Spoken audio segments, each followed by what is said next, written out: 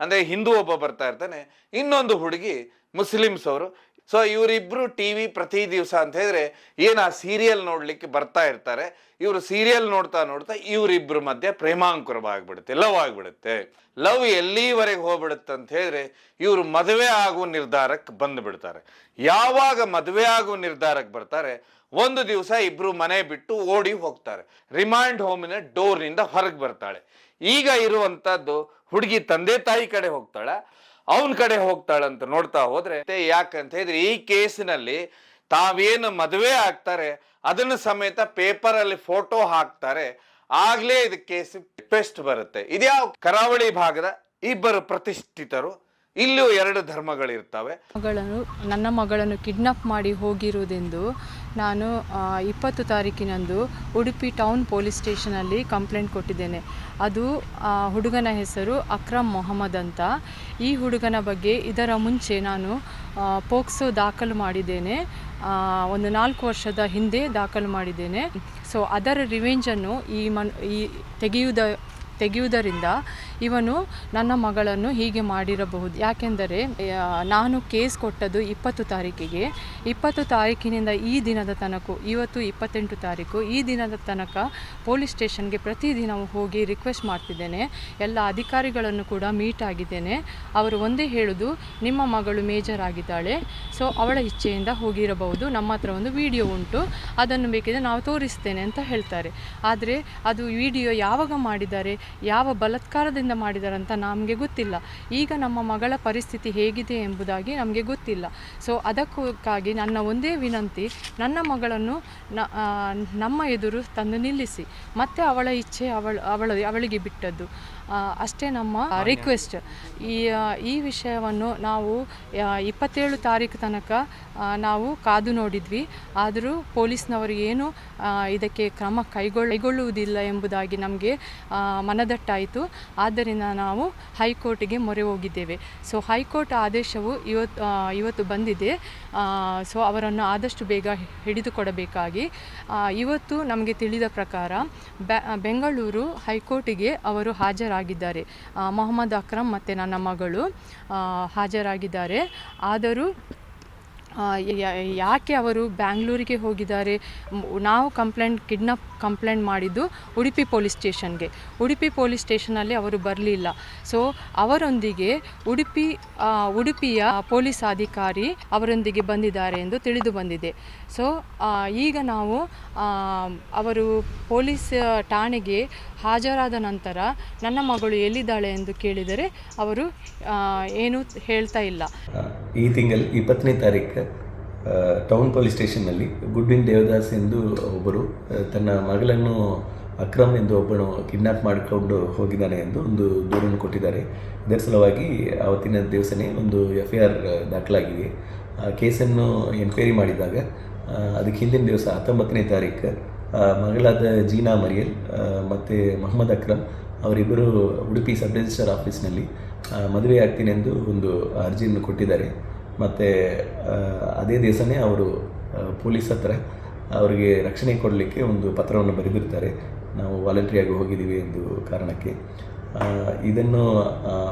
ಇದು ವೆರಿಫೈ ಮಾಡುವ ಸಂದರ್ಭದಲ್ಲಿ ಅವರು ಪೇರೆಂಟ್ಸು ನಿನ್ನೆ ಅವರು ಹೈಕೋರ್ಟ್ನಲ್ಲಿ ಹೇಬಿಯಸ್ ಕಾರ್ಪಸ್ ಅರ್ಜಿಯನ್ನು ಹಾಕಿದ್ದಾರೆ. ಅರ್ಜಿ ಸಂದರ್ಭದಲ್ಲಿ ಅವರು ಅಕ್ರಮ್ ಮತ್ತು ಜೀನಾ ಪರವಾಗಿ ಹಾಜರಾದ ವಕೀಲರು ಈ 4ನೇ ತಾರೀಕು ಕೋರ್ಟ್ಗೆ ಪ್ರೊಡ್ಯೂಸ್ ಮಾಡ್ತೀವಿ ಎಂದು ಬಂದು ಕೊಟ್ಟ ಒಪ್ಪಿಗೆ ಮೇರೆಗೆ ಅಲ್ಲಿಂದು ಪೊಲೀಸಿಗೆ ಯಾವುದೇ ನಿರ್ದೇಶನ ಕೊಡಲಿಲ್ಲ ನ್ಯಾಯಾಲಯ. 4ನೇ ತಾರೀಕು ಅವರು ಪ್ರೊಡ್ಯೂಸ್ ಆಗಲಿಕ್ಕೆ ಸಾಧ್ಯತೆ ಇದೆ. ಮಾನ್ಯ ವೀಕ್ಷಕರೇ, ಅಳಿದು ಉಳಿದವರು ಕಂಡಂತೆ ಸ್ವಾಗತ ಸುಸ್ವಾಗತ. ಕೇಳಿದ್ರಲ್ಲ, ಮೊದಲಿಗೆ ಮಾತಾಡಿದಂಥವ್ರು ಹುಡುಗಿಯವರ ತಾಯಿ. ಮಗಳು ಕಿಡ್ನಾಪ್ ಆಗಿದ್ದಾರೆ, ಪೊಲೀಸರು ಯಾವುದೇ ರೀತಿಯ ಕ್ರಮ ತಗೊಂಡಿಲ್ಲ. ಹೀಗಾಗಿ ಹೇಬಿಯಸ್ ಕಾರ್ಪಸ್ ಅರ್ಜಿಯನ್ನ ಇವತ್ತು ಹೈಕೋರ್ಟಿನಲ್ಲಿ ಸಲ್ಲಿಸಿದ್ದೇವೆ ಅಂತ. ಅದಾದ್ಮೇಲೆ ಸೂಪ್ರಿಟೆಂಡೆಂಟ್ ಆಫ್ ಪೊಲೀಸ್ ಅವರ ಸಂದರ್ಶನವನ್ನ ನೋಡಿದ್ರೆ ಕಿಡ್ನಾಪಿಗೆ ಉತ್ತರ ಏನ್ ಕೊಟ್ರು ಅಂತ ಹೇಳಿದ್ರೆ 19ನೇ ತಾರೀಕಿಗೆ ಸಬ್ ರಿಜಿಸ್ಟರ್ ಆಫೀಸಲ್ಲಿ ಮದುವೆಗೆ ವಿವಾಹ ನೋಂದಣಿ ಮಾಡಿಕೊಂಡಿದ್ದಾರೆ. ಪೊಲೀಸ್ ರಕ್ಷಣೆ ಬೇಕಂತ ಹೇಳಿ ಕೋರಿದ್ದಾರೆ. ಏನೀಗ ಹೇಬಿಯಸ್ ಕಾರ್ಪಸ್ ಅರ್ಜಿ ಹುಡುಗಿಯ ತಂದೆ ತಾಯಿ ಹಾಕಿದ್ದಾರೆ. ಅದೇ ರೀತಿ ಯಾರ ಮೇಲೆ ಇವರು ಕಿಡ್ನಾಪಿನ ಕಂಪ್ಲೇಂಟ್ ಅನ್ನ ಮಾಡಿದ್ದಾರೆ ಅವರ ಕಡೆ ವಕೀಲರು ವಾಲಂಟ್ರಿಯಾಗಿ ಹೈಕೋರ್ಟಿಗೆ ಈ ವಿಷಯವನ್ನ ಹೇಳಿದ್ದಾರೆ ಅಂತ ಹೇಳಿದ್ರೆ ಅವರು ವಿವಾಹ ನೋಂದಣಿಯಲ್ಲಿ 19ನೇ ತಾರೀಕು ನೋಂದಣಿಯನ್ನ ನೋಂದಾಯಿಸಿಕೊಂಡಿದ್ದಾರೆ. ಹೀಗಾಗಿ ಪೊಲೀಸ್ ರಕ್ಷಣೆ ಬೇಕು.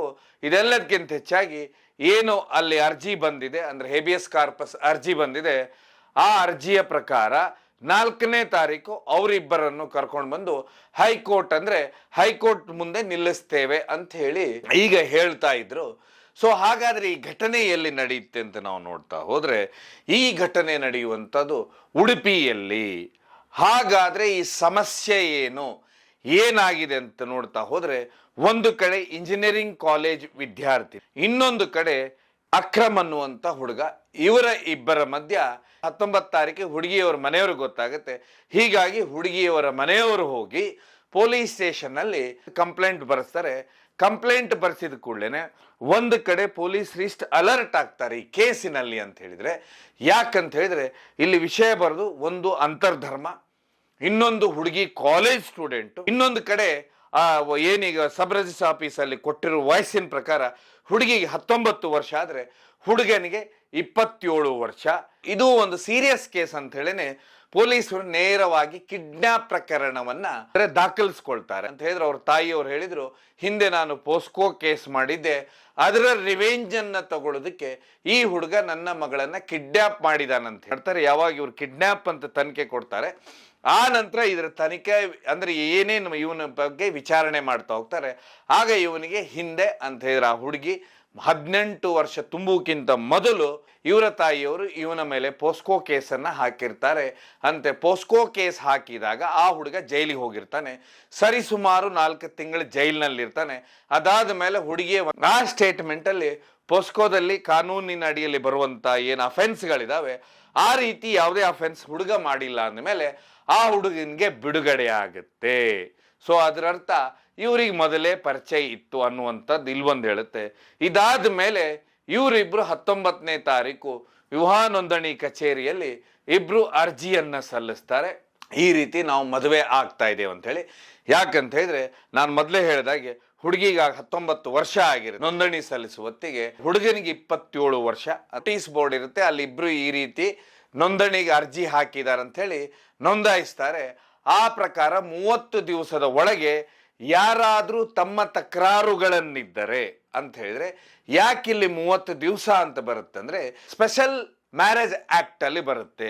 ಯಾಕೆ ಸ್ಪೆಷಲ್ ಮ್ಯಾರೇಜ್ ಆಕ್ಟ್ ಅಲ್ಲಿ ಬರುತ್ತೆ ಅಂತ ಹೇಳಿದ್ರೆ, ಇಲ್ಲಿ ಇಬ್ರು ಅಂತರ್ಧರ್ಮೀಯರು ಅಂತ ಹೇಳಿದ್ರೆ ಒಬ್ರು ಇಲ್ಲಿ ಮುಸ್ಲಿಂ ಧರ್ಮಕ್ಕೆ ಸೇರಿದ್ರೆ ಇನ್ನೊಬ್ರು ಕ್ರಿಶ್ಚಿಯನ್ ಧರ್ಮಕ್ಕೆ ಸೇರಿದವರು.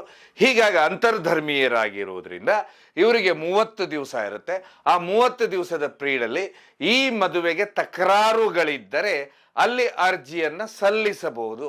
ಹೀಗಾಗಿ ಇದಕ್ಕೆ 30 ದಿವಸ ಸಬ್ ರಿಜಿಸ್ಟರ್ ಟೈಮ್ ಕೊಡ್ತಾರೆ. ಇದ್ರ ಮಧ್ಯೆ ಸುಮಾರು ಫಾರ್ಮ್ಯಾಲಿಟಿಗಳಿರ್ತವೆ. ತಕರಾರುಗಳು ಅಂತ ಹೇಳಿದ್ರೆ ಏನು ಇವ್ರು ಮದುವೆ ಆದ ನಂತರ ಧರ್ಮ ಬದಲಾವಣೆ ಮಾಡಬೇಕಾ, ಇಲ್ಲ ಅದೇ ಧರ್ಮದಲ್ಲಿರ್ತಾರ, ಅಥವಾ ಇವರ ಪೇರೆಂಟ್ಸ್ ಅಂದ್ರೆ ತಂದೆ ತಾಯಿಗಳದ ಏನಾದ್ರೂ ಇಬ್ರು ಕಡೆಯವ್ರದ್ದು ತಕರಾರುಗಳಿದಾವ ಅಂತ ಹೇಳಿ ಇದ್ರ ಬಗ್ಗೆ ವಿಚಾರಣೆ ಆಗುತ್ತೆ. ವಿಚಾರಣೆ ಆದ ನಂತರ ಅವರಿಗೆ ಸಬ್ ರಿಜಿಸ್ಟರ್ ಇಂದ ಮದುವೆ ಆಗೋ ಅವಕಾಶ ಇರುತ್ತೆ.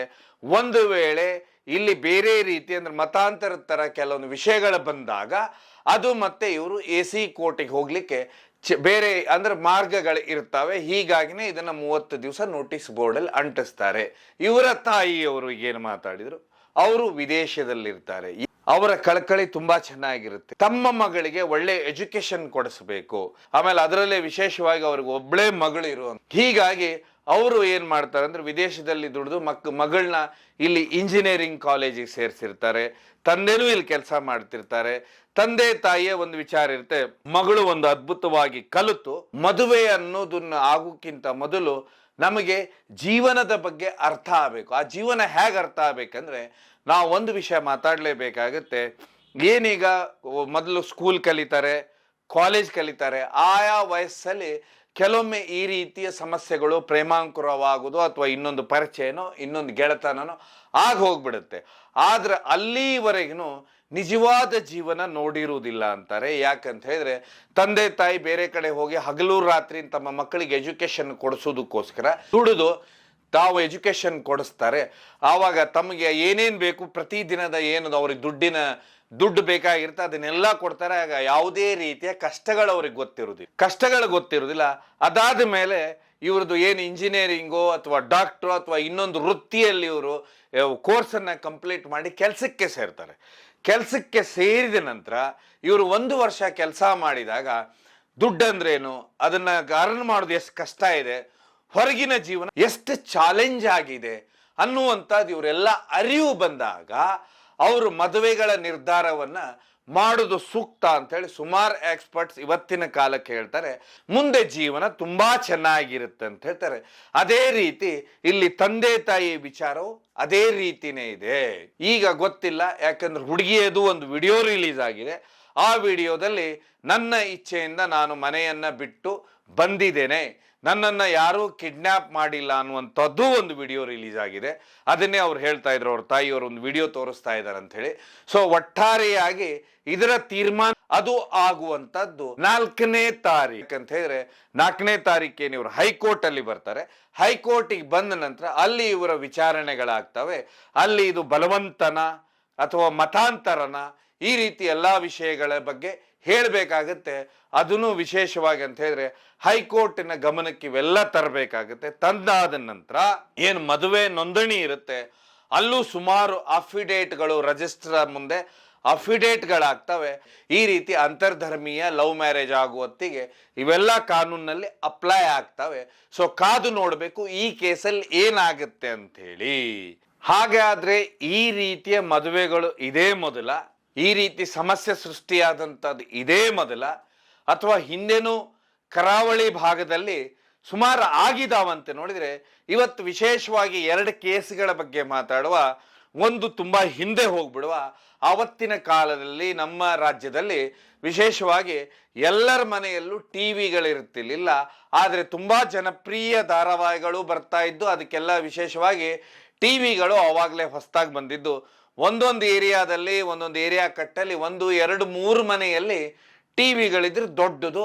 ಆಗ ಜನಪ್ರಿಯ ಧಾರಾವಾಹಿಗಳು ಅಂತೇಳಿ ಟಿವಿಗೆ ಬಂದಿದ್ದು ಅಂತ ಹೇಳಿದ್ರೆ ರಾಮಾಯಣ, ಮಹಾಭಾರತ, ಹಾಗೆ ವಿಕ್ರಮ್ ಅವ್ರ ಬೇತಾಳ ಅನ್ನುವಂಥದ್ದು ಬರ್ತಾ ಇತ್ತು. ಇದೇ ಸಮಯಕ್ಕೆ ಏನಾಗುತ್ತೆ ಅಂದ್ರೆ ಒಂದು ಮನೆಯಲ್ಲಿ ಟಿವಿ ಇತ್ತಂದ್ರೆ ಆ ಇಡೀ ಏರಿಯಾದವರು ಎಲ್ಲರೂ ಸೇರ್ತಾ ಇದ್ರು. ಇದೆಲ್ಲಕ್ಕಿಂತ ವಿಶೇಷ ಅಂದ್ರೆ ಎಲ್ಲ ಸರ್ವಧರ್ಮೀಯರು ಒಂದೇ ಕಡೆ ಕೂತ್ಕೊಂಡು ಟಿವಿಯನ್ನು ನೋಡುವಂತ ಪದ್ಧತಿ ಇತ್ತು. ಇದ್ರ ಮಧ್ಯಾಹ್ನ ಒಂದು ಘಟನೆ ನಡೆದು ಹೋಗ್ಬಿಡುತ್ತೆ. ಬೆಳಗ್ಗೆ ಅಂತ ಹೇಳಿದ್ರೆ ಏನು ಒಂದು ಟಿವಿ ಸೀರಿಯಲ್ ನೋಡೋದಕ್ಕೆ ಆ ಏರಿಯಾದಿಂದ ಬರುವಂಥವ್ರು, ಅಂದ್ರೆ ಹಿಂದೂ ಒಬ್ಬ ಬರ್ತಾ ಇರ್ತಾನೆ, ಇನ್ನೊಂದು ಹುಡುಗಿ ಮುಸ್ಲಿಮ್ಸ್ ಅವರು. ಸೊ ಇವರಿಬ್ರು ಟಿವಿ ಪ್ರತಿ ದಿವಸ ಅಂತ ಹೇಳಿದ್ರೆ ಏನು ಆ ಸೀರಿಯಲ್ ನೋಡ್ಲಿಕ್ಕೆ ಬರ್ತಾ ಇರ್ತಾರೆ. ಇವರು ಸೀರಿಯಲ್ ನೋಡ್ತಾ ನೋಡ್ತಾ ಇವರಿಬ್ರು ಮಧ್ಯೆ ಪ್ರೇಮಾಂಕುರವಾಗ್ಬಿಡುತ್ತೆ, ಲವ್ ಆಗ್ಬಿಡುತ್ತೆ. ಹುಡುಗಿ ಕಾಲೇಜ್ ಸ್ಟೂಡೆಂಟ್ ಆಗಿರ್ತಾಳೆ, ಹುಡುಗ ಬೇರೆ ಕೆಲಸವನ್ನ ಮಾಡ್ತಾ ಇರ್ತಾನೆ. ಆದ್ರೆ ಟಿವಿ ನೋಡೋದಕ್ಕಂತ ಹೇಳಿ ಒಂದೇ ಜಾಗಕ್ಕೆ ಬರ್ತಾ ಇರ್ತಾರೆ. ಲವ್ ಎಲ್ಲಿವರೆಗೆ ಹೋಗ್ಬಿಡುತ್ತೆ ಅಂತ ಹೇಳಿದ್ರೆ ಇವರು ಮದುವೆ ಆಗುವ ನಿರ್ಧಾರಕ್ಕೆ ಬಂದ್ಬಿಡ್ತಾರೆ. ಯಾವಾಗ ಮದುವೆ ಆಗುವ ನಿರ್ಧಾರಕ್ಕೆ ಬರ್ತಾರೆ, ಒಂದು ದಿವಸ ಇಬ್ರು ಮನೆ ಬಿಟ್ಟು ಓಡಿ ಹೋಗ್ತಾರೆ. ಓಡಿ ಹೋದ ಕೂಡಲೇ ಏನು ಹುಡುಗಿ ಮನೆಯವರು ಇರ್ತಾರೆ, ಯಾಕಂದ್ರೆ ಹುಡುಗಿ ಮನೆ ಹೆಣ್ಮಕ್ಳದು ಅಂತ ಹೇಳಿದ್ರೆ ತುಂಬಾ ಜವಾಬ್ದಾರಿಯುತವಾದ ತಂದೆ ತಾಯಿ ಕೆಲಸ ಇರೋದ್ರಿಂದ ಅವರು ಏನ್ ಮಾಡ್ತಾರೆ, ಕಿಡ್ನಾಪ್ ಕೇಸನ್ನ ದಾಖಲಿಸ್ತಾರೆ. ಯಾವಾಗ ಕಿಡ್ನಾಪ್ ಕೇಸನ್ನ ದಾಖಲಿಸಿದಾಗ ಏನಾಗುತ್ತೆ, ಪೊಲೀಸರು ಎಲ್ಲಾ ಕಡೆನೂ ಆ ಹುಡುಗಿನ ಹುಡುಕ್ಲಿಕ್ಕೆ ಶುರು ಮಾಡ್ತಾರೆ. ಕೊನೆಗೆ ಹುಡುಗಿ ಒಂದು ಕಡೆ ಸಿಗ್ತಾರೆ. ಸೊ ಒಂದ್ ಕಡೆ ಸಿಗ್ತಾರೆ, ಅಲ್ಲಿಂದ ಕರ್ಕೊಂಡು ಬರ್ತಾರೆ. ಕರ್ಕೊಂಡು ಬಂದ ನಂತರ ಇಲ್ಲಿ ಕಿಡ್ನಾಪ್ ಕೇಸ್ ಆಗಿರೋದ್ರಿಂದ ಹುಡುಗಿ ಮತ್ತೆ ಹುಡುಗನ್ನ ಕೋರ್ಟ್ ಮುಂದೆ ಹಾಜರು ಮಾಡಬೇಕಾಗುತ್ತೆ. ಕೋರ್ಟ್ ಮುಂದೆ ಹಾಜರು ಮಾಡಿದಾಗ ಹುಡುಗನ್ ಏನ್ ಮಾಡ್ಬಿಡ್ತಾರೆ ಅಂದ್ರೆ ಕೋರ್ಟಿಂದ ಕಿಡ್ನಾಪ್ ಕೇಸ್ ಇರುತ್ತೆ, ಹೀಗಾಗಿ ಅವನನ್ನ ಜೈಲಿಗೆ ಕಳಿಸ್ತಾರೆ. ಇನ್ನು ಹುಡುಗಿ ಯಾಕಂತ ಹೇಳಿದ್ರೆ ಇಲ್ಲಿ ಇಬ್ರದ್ದು ಇನ್ನೂ ಮದುವೆ ಅಥವಾ ಏನೂ ಆಗಿರೋದಿಲ್ಲ, ಇಬ್ರು ಓಡೋಗಿರ್ತಾರೆ ಅಷ್ಟೇನೆ, ಇಲ್ಲಿ ಮದುವೆ ಆಗಿರೋದಿಲ್ಲ. ಇನ್ನು ಹುಡುಗಿಯನ್ನ ಕೇಳ್ತಾರೆ ಅಲ್ಲಿ ಕೋರ್ಟಲ್ಲಿ, ಏನಮ್ಮ ನಿಮ್ಮ ಮನೆಗೆ ಹೋಗ್ತೀಯಾ, ನಿಮ್ಮ ತಂದೆ ತಾಯಿ ಮೇಲೆ ಕಿಡ್ನಾಪ್ ಕೇಸ್ ಹಾಕಿದ್ದಾರೆ ಅಂತೇಳಿ. ಆಗ ಅವಳು ಹೇಳ್ತಾಳೆ, ನಾನು ಮನೆಗೆ ಹೋಗುದಿಲ್ಲ, ಯಾಕಂತ ಹೇಳಿದ್ರೆ ನೀವು ಅವನ್ನ ಜೈಲಿಗೆ ಕಳಿಸ್ಬೇಡಿ ಅಂತ ಹೀಗೆ ಹೇಳ್ತಾಳೆ. ಹೇಳಿದ ಕೂಡಲೇ ಮತ್ತೇನ್ ಮಾಡೋದು ಅಂತ ಹೇಳಿ ಏನು ಪ್ರತಿ ಜಿಲ್ಲೆಯಲ್ಲಿ ಯಾವ ರೀತಿ ರಿಮಾಂಡ್ ಹೋಮ್ಗಳಿರ್ತವೆ ಆ ರಿಮಾಂಡ್ ಹೋಮ್ಗೆ ಹುಡುಗಿಯನ್ನ ಕಳಿಸ್ತಾರೆ. ರಿಮಾಂಡ್ ಹೋಮ್ಗೆ ಹೋದ ನಂತರ ಏನು ಈ ಹುಡುಗ ಇದ್ದಾನೆ, ಈ ಹುಡುಗನ ಕಡೆ ವಕೀಲರು ಇಲ್ಲಿ ಗೊತ್ತಿರುತ್ತೆ ಅವ್ರಿಗೆ ಇದು ಕಿಡ್ನಾಪ್ ಕೇಸ್ ಅಲ್ಲ, ಇಬ್ರು ಒಪ್ಪಿಗೆಯಲ್ಲೇ ಹೋಗಿದ್ದು. ಯಾಕಂತ ಹೇಳಿದ್ರೆ ಅವಳು ವಯಸ್ಕಳಾಗಿರ್ತಾಳೆ, ಕಾಲೇಜ್ ಸ್ಟೂಡೆಂಟ್ ಆಗಿರ್ತಾಳೆ, ಆಚೆ ಹೀಗಾಗಿ ಅವನು ವಯಸ್ಕನಾಗಿರ್ತಾನೆ. ಸೊ ಹೀಗಾಗಿ ಅದಂತೂ ಗೊತ್ತಿರುತ್ತೆ. ಆವಾಗ ಮತ್ತೆ ಅವ್ರು ಏನ್ ಮಾಡ್ತಾರೆ, ಹುಡುಗನ ಜಾಮೀನಿಗೋಸ್ಕರ ಕೋರ್ಟಿಗೆ ಅರ್ಜಿಯನ್ನ ಸಲ್ಲಿಸ್ತಾರೆ. ಅರ್ಜಿ ಸಲ್ಲಿಸಿದ ನಂತರ ಮತ್ತೆ ಇದು ವಿಚಾರಣೆ ಬರುತ್ತೆ. ಆ ವಿಚಾರಣೆಯಲ್ಲಿ ಹುಡುಗ ಹುಡುಗಿ ಇಬ್ರು ಬರ್ತಾರೆ. ಯಾಕಂದ್ರೆ ಹುಡುಗಿ ಇನ್ನು ರಿಮಾಂಡ್ ಹೋಮ್ ಅಲ್ಲಿ ಇರ್ತಾಳೆ. ಆಗ ಆ ವಿಷಯನ್ನು ಅದರಲ್ಲಿ ಬರ್ದಿರ್ತಾರೆ, ಅಂದ್ರೆ ಹುಡುಗಿ ಪರವಾಗೂ ಹಾಕಿರ್ತಾರೆ ಕೇಸು. ಆಗ ಹುಡುಗನಿಗೆ ಜಾಮೀನು ಕೊಡ್ತಾರೆ, ಹುಡುಗಿಗೆ ಹೇಳ್ತಾರೆ ಅವಳ ವಿವೇಚನೆಗೆ ಬಿಟ್ಟಿದ್ದು ಅಂತ ಹೇಳಿದ್ರೆ, ಈಗ ರಿಮಾಂಡ್ ಹೋಮ್ ಅಲ್ಲಿ ಇದ್ದಾಳೆ, ಅವಳೇನಾದ್ರೂ ತಂದೆ ತಾಯಿ ಒಟ್ಟಿಗೆ ಹೋಗ್ತೇನೆ ಅಂದ್ರೆ ಹೋಗ್ಬೋದು, ಇಲ್ಲ ಅವಳು ಸ್ವತಂತ್ರ ನಿರ್ಧಾರ ತಗೊಂಡೇನಂತ ಹೇಳಿದ್ರು ಅದು ಅವಳೇ ಬಿಟ್ಟಿರುವಂತ ವಿಚಾರ. ಹೀಗಾಗಿ ಇದೇನಾಗುತ್ತೆ, ಈ ಸುದ್ದಿ ದೊಡ್ಡ ಮಟ್ಟದಲ್ಲಿ ಆ ಕಾಲದಲ್ಲಿ ಹರಡುತ್ತೆ. ಆ ರಿಮಾಂಡ್ ಹೋಮ್ ಮುಂದೆ ಇವನ್ ಜೈಲಿನಿಂದ ಬಿಡುಗಡೆ ಆದಂತ ಹುಡುಗ, ಅವನ ಅವನ ಎಲ್ಲ ಸ್ನೇಹಿತರು ಅಂದ್ರೆ ಅವನೊಟ್ಟಿಗೆ ಇರುವಂತವ್ರೆಲ್ಲರೂ ಒಂದು ಕಡೆ ರಿಮಾಂಡ್ ಹೋಮ್ ಮುಂದೆ ನಿಂತ್ಕೊಳ್ತಾರೆ, ಇನ್ನೊಂದು ಕಡೆ ಹುಡುಗಿಯ ತಂದೆ ತಾಯಿ ಅವರ ಕುಟುಂಬದವ್ರು ಎಲ್ಲ ಕಡೆ ಒಂದು ಕಡೆ ನಿಂತ್ಕೊಳ್ತಾರೆ. ಆಗ ಯಾಕಂತ ಹೇಳಿದ್ರೆ ಇದು ಸುಮಾರು ಜನ ನೋಡ್ತಾ ಇರ್ತಾರೆ ಇದನ್ನೆಲ್ಲಾನು. ಆಗ ಹುಡುಗಿ ಏನಂದ್ರೆ ರಿಮಾಂಡ್ ಹೋಮಿನ ಡೋರ್ನಿಂದ ಹೊರಗೆ ಬರ್ತಾಳೆ. ಈಗ ಇರುವಂತದ್ದು ಹುಡುಗಿ ತಂದೆ ತಾಯಿ ಕಡೆ ಹೋಗ್ತಾಳೆ, ಆ ಹುಡುಗನ್ ಜೋಡಿ ಹೋಗಿರ್ತಾಳೆ, ತಾನು ಲವ್ ಮಾಡುವಂತ ಹುಡುಗನ್ ಜೋಡಿ ಅವನ ಕಡೆ ಹೋಗ್ತಾಳಂತ ನೋಡ್ತಾ ಹೋದ್ರೆ, ಯಾಕಂದ್ರೆ ಇಬ್ರು ಆ ಸೈಡು ಈ ಸೈಡು ನಿಂತ್ಕೊಂಡಿರ್ತಾರೆ. ಹುಡುಗಿ ನೇರವಾಗಿ ಹೊರಗೆ ಬರ್ತಾಳೆ. ಹೊರಗೆ ಬಂದಂತವಳು ಸೀದಾ ಆ ಹುಡುಗನೊಟ್ಟಿಗೆ ಹೋಗ್ಬಿಡ್ತಾಳೆ. ಯಾಕಂದ್ರೆ ಇಲ್ಲಿ ಯಾರು ಮಾತಾಡುವಾಗಿರುವುದಿಲ್ಲ, ಇದು ಆಲ್ರೆಡಿ ಕೋರ್ಟಲ್ಲಿ ಹೋಗಿರುತ್ತೆ, ಕೋರ್ಟಲ್ಲಿ ಇದಕ್ಕೆ ಒಂದು ಡೈರೆಕ್ಷನ್ ಬಂದ್ಬಿಟ್ಟಿರುತ್ತೆ, ಹುಡುಗಿಯ ವಿವೇಚನೆಗೆ ಬಿಟ್ಟಿದ್ದು ಅಂತ. ನಂತರ ಇದೇ ಹುಡುಗಿ ಏನ್ ಮಾಡ್ಬಿಡ್ತಾರೆ ಅಂದ್ರೆ, ಹೋದಂತವ್ರು ಒಂದು ದೊಡ್ಡ ದೇವಸ್ಥಾನದಲ್ಲಿ ಮದುವೆ ಆಗ್ತಾರೆ. ಮುಂದೆ ಈ ಕೇಸು ತುಂಬಾ ಪ್ರಸಿದ್ಧಿ ಪಡೆಯುತ್ತೆ. ಕಂಡಂತೆ ಜನ ಇವತ್ತಿಗೂ ಹೇಳ್ತಾರೆ ಈ ಫ್ಯಾಮಿಲಿ ಇವತ್ತಿಗೂ ಚೆನ್ನಾಗಿದೆ ಅಂತ ಹೇಳಿ. ಇನ್ನೊಂದು ಕೇಸು ಇದೇ ರೀತಿಯೇ ಕರಾವಳಿ ಭಾಗದಲ್ಲಿ ತುಂಬಾ ವಿಶೇಷವಾಗಿ. ಯಾಕಂತ ಹೇಳಿದ್ರೆ ಈ ಕೇಸಿನಲ್ಲಿ ತಾವೇನು ಮದುವೆ ಆಗ್ತಾರೆ ಅದನ್ನು ಸಮೇತ ಪೇಪರ್ ಅಲ್ಲಿ ಫೋಟೋ ಹಾಕ್ತಾರೆ.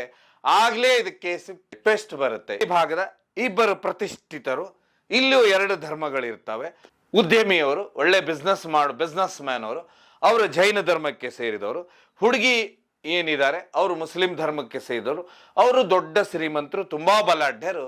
ಇವರು ಇಬ್ರು ಅಂತ ಹೇಳಿದ್ರೆ ಏನು, ಹುಡುಗಿ ಕಾಲೇಜ್ ಹೋಗ್ತಿರ್ತಾಳೆ, ಅಂದ್ರೆ ವಯಸ್ಕರಾಗಿರ್ತಾರೆ, ಹುಡುಗ ಬಿಸ್ನೆಸ್ ಮಾಡ್ತಿರ್ತಾನೆ. ಹೀಗಾಗಿ ಈ ಹುಡುಗಿಯ ಮಧ್ಯೆ ಪರಿಚಯ ಆಗುತ್ತೆ. ಪರಿಚಯ ಆದ ನಂತರ ಅದನ್ನು ಮತ್ತೆ ಅದು ಪ್ರೇಮಕ್ಕೆ ತಿರುಗುತ್ತೆ. ಇದು ಯಾವಾಗ ಪ್ರೇಮಕ್ಕೆ ತಿರುಗುತ್ತೆ ಆಗ ಹುಡುಗಿಯ ಮನೆಯವ್ರಿಗೆ ಗೊತ್ತಾಗುತ್ತೆ. ಹೀಗಾಗಿ ಅವ್ರು ಏನ್ ಮಾಡ್ಬಿಡ್ತಾರೆ, ಯಾವ ಕಾಲೇಜಿಗೆ ಕಳಿಸ್ತಾರೆ, ಕಾಲೇಜಿನ ಬಿಡಿಸಿ ಮನೆಯಲ್ಲೇ ಕೂರಿಸ್ತಾರೆ. ಅದಾದ ಮೇಲೆ ಅವ್ರಿಗೆ ಎಕ್ಸಾಮ್ ಬರುತ್ತೆ. ಆ ಎಕ್ಸಾಮಿಗೆ ಅವರಿಗೆ ಪರ್ಮಿಷನ್ ಅನ್ನ ಕೊಡ್ತಾರೆ ಹೋಗೋದಕ್ಕೆ. ಅದು ಹೇಗೆ ಪರ್ಮಿಷನ್ ಅಂತ ಹೇಳಿದ್ರೆ, ಮನೆಯಿಂದ ಕಾರ್ನಲ್ಲಿ ಎಕ್ಸಾಮ್ ಹೋಗ್ಬೇಕು, ಎಕ್ಸಾಮ್ ಆ ನಂತರ ಎಕ್ಸಾಮ್ ಮುಗಿದ ನಂತರ ಅದೇ ಕಾರ್ನಲ್ಲಿ ವಾಪಸ್ ಬರಬೇಕು ಅವ್ರ ಒಟ್ಟಿಗೆನೆ. ಇದೇ ರೀತಿ ಪ್ರತಿ ದಿವಸ ಎಕ್ಸಾಮ್ ಹೋಗ್ತಿರ್ತಾರೆ. ಒಂದು ದಿವಸ ಏನಾಗುತ್ತೆ ಅಂತ ಹೇಳಿದ್ರೆ, ಪೇಪರು ಬೇಗನೆ ಮುಗಿಯುತ್ತೆ. ಅಂದ್ರೆ ಬೇಗನೆ ಪೇಪರ್ ಬರ್ದಿರ್ತಾರೋ ಅಥವಾ ಬೇಕಂತಲೇ ಬೇಗನೆ ಆ ಎಕ್ಸಾಮ್ ಮುಗಿಸ್ಕೊಂಡು ಹೊರಗೆ ಬರ್ತಾರೋ ಇಲ್ಲಿ ಗೊತ್ತಿಲ್ಲ. ಸೊ ಒಟ್ಟಾರೆ ಹೊರಗೆ ಬಂದು ನೋಡಿದ ಕೂಡಲೇ ಆ ಕಾರ್ ಅಲ್ಲಿ ಇರುವುದಿಲ್ಲ. ಆಚೆ ಈಚೆ ನೋಡ್ತಾರೆ, ನೋಡಿದಂಥವ್ರು ಸಡನ್ ಆಗಿ ಗಾಯಬ ಆಗ್ತಾರೆ. ಯಾಕಂತ ಹೇಳಿದ್ರೆ, ಯಾವಾಗ ಅವರು ಮನೆಯ ಒಳಗೆ ಈ ಹುಡುಗಿಯವ್ರನ್ನ ಇಟ್ಟಿರ್ತಾರೆ, ಆಗ ಏನಂತ ಹೇಳಿದ್ರೆ ತುಂಬಾ ಈ ಹುಡುಗ ಬೇಕಾದಷ್ಟು ಕಡೆ ಹುಡುಕಿರ್ತಾನವಂಥದ್ದು ಒಂದು ಸುದ್ದಿ ಇರುತ್ತೆ. ಅದಾದ ಮೇಲೆ ಯಾವಾಗ ಗಾಯಬ ಆಗ್ತಾರೆ, ಆ ನಂತರ ಅವ್ರ ಮನೆಯವರು ಎಕ್ಸಾಮ್ ಹಾಲ್ ಹತ್ರ ಬರ್ತಾರೆ ಕಾರ್ನಲ್ಲಿ, ಹುಡುಗಿ ಮನೆ ಕರ್ಕೊಂಡು ಹೋಗೋದಕ್ಕೆ ಅವರನ್ನ. ಆಗ ನೋಡಿದ್ರೆ ಅವ್ರು ಹಾಲಲ್ಲಿ ಇರೋದು. ಅವರು ಪೊಲೀಸ್ ಸ್ಟೇಷನ್ ಅಲ್ಲಿ ಕಂಪ್ಲೇಂಟ್ ಮಾಡ್ತಾರೆ, ನಮ್ಮ ಹುಡುಗಿಗೆ ಕಿಡ್ನ್ಯಾಪ್ ಆಗಿದೆ ಅಂತೇಳಿ. ಆ ಕಿಡ್ನಾಪ್ ಮಾಡಿದ ವ್ಯಕ್ತಿ ಇಂಥವನ ಮೇಲೇನೆ ಇದಕ್ಕೋಸ್ಕರನೇ ಈ ಸಮಯ ಇತ್ತು, ಹೀಗಾಗಿ ನಾವು ಸ್ವಲ್ಪ ಕಾಲೇಜನ್ನು ಬಿಡಿಸಿ ಕೇವಲ ಎಕ್ಸಾಮ್ಗಷ್ಟೇ ಕರ್ಕೊಂಡು ಬರ್ತಾ ಇದ್ದೇವೆ ಅಂತ ಹೇಳ್ತಾರೆ. ಇದಾದ ಮೇಲೆ ಏನಾಗುತ್ತೆ ಅಂತ ಹೇಳಿದ್ರೆ, ಹೀಗೆ ಪೊಲೀಸರು ಅಲ್ಲಿ ಇಲ್ಲಿ ಹುಡುಕ್ತಾ ಇರ್ತಾರೆ. ಅದೇ ಸಮಯಕ್ಕೆ ಪತ್ರಿಕೆಯಲ್ಲಿ ಇಬ್ರದ್ದು ಇಬ್ಬರು ಪಕ್ಕದಲ್ಲಿ ಇರುವಂಥದ್ದು ಈ ಹುಡುಗಿ ಮದುವೆ ಆಗಿರುವಂಥ ಫೋಟೋ ಬರುತ್ತೆ. ಫೋಟೋ ಯಾವಾಗ ಪತ್ರಿಕೆಯಲ್ಲಿ ಬಂದು ಬಿಡುತ್ತೆ, ಆಗ ಏನ್ ಮಾಡ್ಬಿಡ್ತಾರೆ ಅಂದ್ರೆ, ಇವ್ರು ಏನ್ ಮಾಡ್ತಾರೆ, ಹುಡುಗಿಯ ತಂದೆ ತಾಯಿ ಏನ್ ಮಾಡ್ಬಿಡ್ತಾರೆ ಅಂದ್ರೆ ಹೇಬಿಯಸ್ ಕಾರ್ಪಸ್ ಅರ್ಜಿಯನ್ನ ಹಾಕ್ತಾರೆ. ಎಲ್ಲಿ? ಕರ್ನಾಟಕ ಕೋರ್ಟ್ ಅಲ್ಲಿ ಹಾಕ್ತಾರೆ, ಹೈಕೋರ್ಟ್ ಅಲ್ಲಿ ಹಾಕ್ತಾರೆ. ಅದಾದ ಮೇಲೆ ಇವರು ಮದುವೆ ಎಲ್ಲಾಗಿದೆ ಅಂತ ನೋಡಿದಾಗ ಅದು ಕರ್ನಾಟಕ ಕೇರಳ ಗಡಿ ಭಾಗ ಅಂದ್ರೆ ಕೇರಳದಲ್ಲಾಗಿರುತ್ತೆ. ಹಿಂದೂ ಟೆಂಪಲಲ್ಲಿ ತುಂಬ ವಿಶೇಷ. ಯಾಕೆಂದರೆ ಒಂದು ಇಲ್ಲಿ ಜೈನ ಧರ್ಮದವರು, ಇನ್ನೊಬ್ರು ಮುಸ್ಲಿಂ ಧರ್ಮದವರು, ಅಲ್ಲಿ ಒಂದು ಕಡೆ ಹಿಂದೂ ಟೆಂಪಲಲ್ಲಿ ಇವರಿಬ್ಬರ ಮದುವೆ ಆಗಿರುತ್ತೆ. ಹೀಗಾಗಿ ಏನಾಗುತ್ತೆ ಅಂದರೆ ಕೇರಳದಲ್ಲೂ ಒಂದು ಹೇಬಿಯಸ್ ಕಾರ್ಪಸ್ ಆಗ್ತಾರೆ. ಯಾವಾಗ ಹೇಬಿಯಸ್ ಕಾರ್ಪಸ್ ಅರ್ಜಿ ಸಲ್ಲಿಸ್ತಾರೆ ಆಗ ಈ ಕೇಸು ತುಂಬ ಸೀರಿಯಸ್ ಆಗುತ್ತೆ. ಯಾಕಂದರೆ ಇವರನ್ನು ಕೋರ್ಟ್ ಮುಂದೆ ಹಾಜರುಪಡಿಸ್ಬೇಕು ಪೊಲೀಸರು, ಸಂಪೂರ್ಣವಾಗಿ ವರದಿ ಏನಾಗಿದೆ ಏನಿಲ್ಲ ಅಂತ ತಿಳಿಸ್ಬೇಕು. ಹೀಗಾಗಿ ಏನು ಮಾಡ್ತಾರೆ ಪೊಲೀಸರು ಫಸ್ಟಿಗೆ ಆ ಪೇಪರಲ್ಲಿ ಏನು ಫೋಟೋದಲ್ಲಿ ಬಂದಿರ್ತಾರೆ ಇನ್ನಿಬ್ರು ಅವ್ರ ಪಕ್ಕದಲ್ಲಿ ಇದ್ದಂಥವ್ರನ್ನ ಮೊದಲಿಗೆ ಅರೆಸ್ಟ್ ಮಾಡ್ತಾರೆ. ಅರೆಸ್ಟ್ ಮಾಡಿದ ನಂತರ ಈ ಮದುವೆ ಎಲ್ಲಿ ಆಗಿದೆ ಏನಾಗಿದೆ ಅಂತ ಕೇಳಿದಾಗ ಆಗಲೇ ಗೊತ್ತಾಗೋದು ಇದು ಕೇರಳ ಭಾಗದಲ್ಲಾಗಿದೆ. ಆಗ ಅವ್ರು ಏನು ಮಾಡ್ತಾರೆ, ಇವರ ತಂದೆಗೆ ಅವ್ರಿಗೆ ಹೇಳ್ತಾರೆ, ಒಂದು ಹೇಬಿಯಸ್ ಕಾರ್ಪಸ್ಸನ್ನ ಅರ್ಜಿಯನ್ನು ತೆಗಿರಿ, ಇಲ್ಲಾಂದ್ರೆ ಇಬ್ಬಿಬ್ರಿಗೆ ಕೆಲಸ ಆಗುತ್ತೆ. ಒಂದು ಕಡೆ ಕರ್ನಾಟಕ ಪೊಲೀಸರು ಹುಡುಕೋದು, ಇನ್ನೊಂದು ಕಡೆ ಕೇರಳ ಪೊಲೀಸರು ಅಲ್ಲಿಂದ ಇಲ್ಲಿ ಹುಡುಕೋದು. ಇದು ಮದುವೆ ಆಗಿದ್ದು ಕೇರಳದಲ್ಲಿ. ಹೀಗಾಗಿ ಇವರು ಕರ್ನಾಟಕದ ಹೇಬಿಯಸ್ ಕಾರ್ಪಸ್ ಅರ್ಜಿಯನ್ನು ಹಿಂದೆ ತಗೊಳ್ತಾರೆ. ನಂತರ ಹುಡುಗ ಹುಡುಗಿನ ಅಂತ ಹೇಳಿದ್ರೆ ಹುಡುಕ್ತಾ ಹೋದಾಗ ಏನಾಗುತ್ತೆ, ಕೋರ್ಟಿಗೆ ಅವರು ಹೇಳ್ತಾರೆ ನಾವು ಇಂಥ ದಿವಸ ನಾವು ಹಾಜರಾಗ್ತೇವೆ ಅಂತೇಳಿ. ಯಾವಾಗ ಇವರು ಕೋರ್ಟಿಗೆ ಹಾಜರಾಕಿ ನಮ್ಮ ಒಪ್ಪಿಗೆಯಿಂದನೇ ನಾವು ಮದುವೆ ಆಗಿದೆ, ಇದು ಯಾವುದೇ ರೀತಿಯ ಹುಡುಗಿ ಹೇಳ್ತಾಳೆ ಕಿಡ್ನ್ಯಾಪ್ ಆಗಿಲ್ಲ ಅಂತೇಳಿ. ಆದರೆ ಅಲ್ಲೊಂದು ವಿಶೇಷ ಅಂತ ಹೇಳಿದ್ರೆ ಈ ಮದುವೆನೂ ಇಲ್ಲಿವರೆಗೂ ತುಂಬ ಅಂತ ಹೇಳಿದ್ರೆ ಚೆನ್ನಾಗಿ ಸಂಸಾರ ನಡೀತಾ ಇದೆ ಅಂತ ಹೇಳಿ. ಯಾಕಂತ ಹೇಳಿದ್ರೆ ಯಾವುದೇ ಹೇಬಿಯಸ್ ಕಾರ್ಪಸ್ ಅರ್ಜಿಯಲ್ಲಿ ಏನಾಗುತ್ತೆ ಅಂತ ಹೇಳಿದ್ರೆ ಕೋರ್ಟ್ ಸುಮಾರು ಡೈರೆಕ್ಷನ್ಗಳನ್ನು ಕೊಡುತ್ತೆ. ಆ ಡೈರೆಕ್ಷನ್ ಅಂತ ಹೇಳಿದ್ರೆ ಯಾರಿಗಿದ್ರಲ್ಲಿ ಸೆಕ್ಯೂರಿಟಿ ಆಗುತ್ತೆ ಅಂತ ಹೇಳಿದ್ರೆ ಏನು ಹುಡುಗಿ ಅಂತ ಹೇಳಿದ್ರೆ ಹುಡುಗನ್ನ ನಂಬಿ ಹೋಗಿರ್ತಾರೆ, ಧರ್ಮೀಯ ಮದುವೆ ಆಗಿರುತ್ತೆ. ಆಮೇಲೆ ಆ ಹುಡುಗನ್ನ ನಂಬಿ ಹೋಗಿರ್ತಾರೆ. ಆವಾಗ ಸುಮಾರು ಕೋರ್ಟ್ಗಳು ಡೈರೆಕ್ಷನ್ ಕೊಡ್ತವೆ. ಅದು ಏನಂತ ಹೇಳಿದ್ರೆ ಯಾವುದೇ ರೀತಿಯ ಅವರ ಇಚ್ಛೆಯ ಪ್ರಕಾರ ಅವ್ರು ಬದುಕಬಹುದು, ಅವರ ಧರ್ಮದ ಪ್ರಕಾರನೇ ಅವ್ರು ಬದುಕಬಹುದು. ಯಾವುದೇ ರೀತಿಯ ಬಲವಂತ ಅಥವಾ ಮತಾಂತರ ಮಾಡುವಾಗಿಲ್ಲ. ಆಮೇಲೆ ಅವರನ್ನ ಸರಿಯಾಗಿ ನೋಡಬೇಕು. ಯಾವುದೇ ರೀತಿಯ ಬೇರೆ ಬೇರೆ ರೀತಿಯ ಸಮಸ್ಯೆಗಳನ್ನು ಮಾಡಬಾರ್ದು. ಇಲ್ಲ ಅಂದ್ರೆ ಈ ರೀತಿ ಮಾಡಿದಾಗ ಕಾನೂನಿನಲ್ಲಿ ಬೇಕಾದಷ್ಟು ಅವಕಾಶಗಳು ಹುಡುಗಿ ಕಡೆನೇ ಇರುತ್ತೆ. ಆಮೇಲೆ ಇದೆಲ್ಲಕ್ಕಿಂತ ಹೆಚ್ಚಾಗಿ ದೊಡ್ಡ ಮಟ್ಟದ ಕಾನೂನಿ ಕ್ರಮನೂ ಜರುಗಿಸಬಹುದು. ಯಾಕಂತ ಹೇಳಿದ್ರೆ ಇದೆಲ್ಲ ಆಗುತ್ತಂತ ಹೇಳೇನೆ ಹೇಬಿಯಸ್ ಅಂದ್ರೆ ಇವೆಲ್ಲ ಕಂಡೀಷನ್ ಒಪ್ಕೊಂಡು ಎಲ್ಲ ಆದ ನಂತರನೇ ಈ ಮದುವೆಗಳಿಗೆ ಅಂತ ಹೇಳಿದ್ರೆ ಈ ವಿಷಯ ಮದುವೆ ಅನ್ನೋ ವಿಷಯ ಏನಿರುತ್ತೆ ಇದಕ್ಕೆ ಒಪ್ಪಿಗೆ ಆಗುತ್ತೆ. ನಿಜವಾಗ್ಲೂ ಇಲ್ಲಿ ಕಳಕಳಿ ಇದೆ ಅವ್ರ ಹತ್ರ. ಏನಪ್ಪ ನಮ್ಮ ಮಗಳು ಈ ರೀತಿ ಇನ್ನೂ ಇಂಜಿನಿಯರ್ ಆಗಿಲ್ಲ, ಇದಾಗ್ಲೇನೆ ಈ ರೀತಿಯ ನಿರ್ಧಾರ ಮಾಡಿದ್ಲು ಅಂತ ಹೇಳಿ ಅವ್ರ ಚಿಂತೆ ಇರ್ಬೋದು. ಹೀಗಾಗಿ ಇದರ ಹೇಬಿಯಸ್ ಕಾರ್ಪಸ್ ಅರ್ಜಿ ಏನು ಬರುತ್ತೆ 4ನೇ ತಾರೀಕು, ಆವತ್ತು ಇದು ಮತಾಂತರವಾಗಿದೆನಾ ಕಿಡ್ನ್ಯಾಪ್ ಆಗಿದೆನಾ ಅನ್ನುವಂಥದ್ದು ಸಂಪೂರ್ಣವಾಗಿ ಗೊತ್ತಾಗುತ್ತೆ. ಉಡುಪಿಯ ಭಾಗದಲ್ಲಿಗೆ ಈ ಒಂದು ಕೇಸ್ ಏನು ಸಂಚಲನ ಸೃಷ್ಟಿಸಿದಂಥ ಈ ಒಂದು ಕೇಸ್ ಏನಿದೆ ಕಿಡ್ನ್ಯಾಪ್ ಪ್ರಕರಣ, ಇದು 4ನೇ ತಾರೀಕಿಗೆ ಗೊತ್ತಾಗುತ್ತೆ ಏನಾಗಿದೆ ಏನಿಲ್ಲ ಅಂತ ಹೇಳಿ. ಕೋರ್ಟಿನ ಮುಂದಿನ ನಿರ್ಧಾರಗಳೇನಿರ್ತಾವ ಅಂತ ಹೇಳಿ ಕಾದ್ ನೋಡುವ. ಅದು 4ನೇ ತಾರೀಕು ಗೊತ್ತಾಗುತ್ತೆ. ಕಾರ್ಯಕ್ರಮ ನೋಡಿದ್ದಕ್ಕೆ ಧನ್ಯವಾದ. ಇದು ಕೇವಲ ಜನಜಾಗೃತಿಗೂ